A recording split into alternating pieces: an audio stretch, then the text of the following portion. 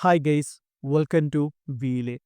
നമ്മൾ എത്രത്തോളം അടുത്തറിയുന്നോ അത്രത്തോളം നമ്മുടെ ഈ പ്രപഞ്ചം നിഗൂഢതകൾ നിറഞ്ഞ ഒന്നായി മാറിക്കൊണ്ടിരിക്കും. ഈ പ്രപഞ്ചത്തിലെ ഭൂരിഭാഗം വസ്തുക്കളെ നമുക്ക് കാണുവാനായി സാധിക്കുന്നില്ല എങ്കിലോ അവ പ്രകാശത്തെ പുറത്തുവിടുകയോ പ്രതിഫലിപ്പിക്കുകയോ അതുമല്ലെങ്കിൽ വലിച്ചെടുക്കുകയോ ചെയ്യുന്നില്ല. അതുകൊണ്ട് തന്നെ നഗ്നനേത്രങ്ങൾ കൊണ്ടോ ടെലിസ്കോപ്പുകൾ കൊണ്ടോ നമുക്കവയെ കാണുവാനായി സാധിക്കുകയില്ല. പക്ഷെ ഈ അദൃശ്യ ശക്തിയുടെ സാന്നിധ്യം ഒന്നുകൊണ്ടാണ് ഗാലക്സികൾ രൂപം കൊള്ളുന്നതും അവ ചിതറിപ്പോകാതെ ഒരുമിച്ച് നിലനിൽക്കുന്നതും. ഇതിനടുത്തുകൂടി കടന്നു പോകുന്ന പ്രകാശത്തെപ്പോലും ഇത് വളയ്ക്കുകയും ചെയ്യുന്നു. ഇത് എത്രമാത്രം നിഗൂഢമാണെന്നാൽ നമ്മുടെ പ്രപഞ്ചത്തിന്റെ ഭാവി പോലും നിർണയിക്കുന്നത് ഈ ശക്തിയാണ്. ഇതിനെയാണ് നമ്മൾ ഡാർക്ക് മാറ്റർ എന്ന് വിശേഷിപ്പിക്കുന്നത്. ഡാർക്ക് മാറ്ററിനെ കുറിച്ചുള്ള ആദ്യ സൂചനകൾ ലഭിച്ചത് 1930കളിൽ ഫ്രിറ്റ്സുക്കി എന്ന സ്വിസ് അമേരിക്കൻ ശാസ്ത്രജ്ഞൻ കോമ ക്ലസ്റ്റർ എന്ന വലിയ ഗാലക്സി കൂട്ടത്തെപ്പറ്റി നടത്തിയ പഠനങ്ങളിലായിരുന്നു. അദ്ദേഹം ആ ഗാലക്സികളിലെ നക്ഷത്രങ്ങളുടെയും ഗാലക്സികളുടെയും വേഗത അളന്ന സമയം സാധാരണ ഭൗതികശാസ്ത്രത്തിലെ നിയമങ്ങൾ അനുസരിച്ച് ഒരു ഗാലക്സി കൂട്ടത്തിന്റെ കേന്ദ്രത്തിൽ നിന്നും അകന്നു പോകുമ്പോൾ ഗാലക്സികൾ കറങ്ങുന്ന വേഗത കുറയണം. കാരണം അകലം കൂടുന്തോറും ഗുരുത്വാകർഷണ ബലം കുറഞ്ഞു വരുന്നു.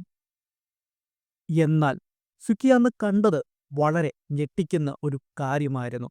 ഗാലക്സികളുടെ അരികുകളിലുള്ള നക്ഷത്രങ്ങൾ പോലും കേന്ദ്രത്തിലെ നക്ഷത്രങ്ങളുടെ അതേ വേഗതയിൽ തന്നെ കറങ്ങുന്നു. ഇത് ഗുരുത്വാകർഷണ നിയമങ്ങൾക്ക് എതിരായ ഒന്നായിരുന്നു. ഇതിന് ഒരേയൊരു കാരണമേ ഉണ്ടാകുകയുള്ളൂ. ആ ഗാലക്സി കൂട്ടത്തിൽ നമ്മൾ കാണുന്നതിലും അധികം പിണ്ഡമുണ്ടായിരിക്കണം. ഈ പിണ്ഡം മൂലമുണ്ടാകുന്ന അധിക ഭാരമാണ് ഈ നക്ഷത്രങ്ങളെ ഗാലക്സികളെ പിടിച്ചു നിർത്തുന്നത്. എന്നാൽ ആ ഭാരമുണ്ടാകുന്ന വസ്തുക്കളെ കാണുവാനായി അന്ന് സുക്കിക്ക് സാധിച്ചില്ല. അങ്ങനെ അദ്ദേഹം അതിനെ ഇരുണ്ട പദാർത്ഥം അഥവാ ഡംഗ്ലി മെറ്റീരിയം എന്ന് വിളിച്ചു. എന്നാൽ പക്ഷേ സുക്കിയുടെ ഈ കണ്ടെത്തലിന് അന്ന് ശാസ്ത്രലോകം വേണ്ടത്ര ഗൗരവത്തിലെടുത്തില്ല. പിന്നീട് 4 പതിറ്റാണ്ടുകൾക്ക് ശേഷം വെറ റൂബിൻ എന്ന അമേരിക്കൻ ജ്യോതിശാസ്ത്രജ്ഞൻ നടത്തിയ പഠനങ്ങൾ ഈ നിഗൂഢതകൾക്ക് കൂടുതൽ ശക്തി നൽകി. അവർ ഗാലക്സികളുടെ കറക്കത്തെക്കുറിച്ച് കൂടുതൽ കൃത്യമായി പഠിക്കുകയുണ്ടായി. ഗാലക്സികളുടെ കേന്ദ്രത്തിൽ നിന്ന് പുറത്തേക്ക് പോകുമ്പോൾ നക്ഷത്രങ്ങളുടെ വേഗത കുറയുന്നില്ലെന്ന് അവർക്കും മനസ്സിലാകുകയുണ്ടായി. ഇത് റൂബിനെ അമ്പരിപ്പിക്കുകയും ഒരു ഗാലക്സിയുടെ ഭൂരിഭാഗം ഭാരവും അദൃശ്യമായ ഒരു പദാർത്ഥമാണ് ഉണ്ടാക്കുന്നതെന്ന് അവർ ഉറപ്പിക്കുകയും ചെയ്തു. ഈ അദൃശ്യ ശക്തിയുടെ പിടുത്തത്തിൽ നിന്നാണ് ഗാലക്സികൾ ചിതറിപ്പോകാതെ നിലനിൽക്കുന്നതെന്ന് അവർക്കും മനസ്സിലാകുകയുണ്ടായി. വെറ റൂബിൻ നടത്തിയ ഈ പഠനങ്ങൾ ഡാർക്ക് മാറ്റർ എന്ന ആശയം ശാസ്ത്രലോകത്തിന് ഒരു യാഥാർത്ഥ്യമാണെന്ന് മനസ്സിലാക്കി കൊടുക്കുകയും ചെയ്തു.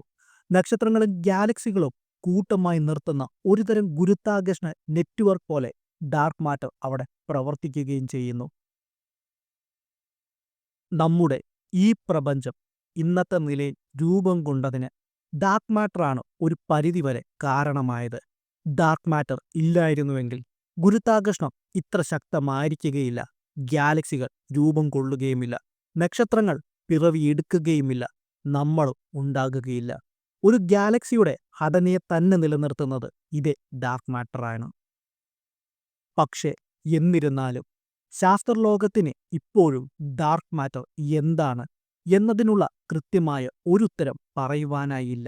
നമുക്കറിയാത്ത ഒരുപക്ഷെ പുതിയ ഒരുതരം കണികകളായിരിക്കാം.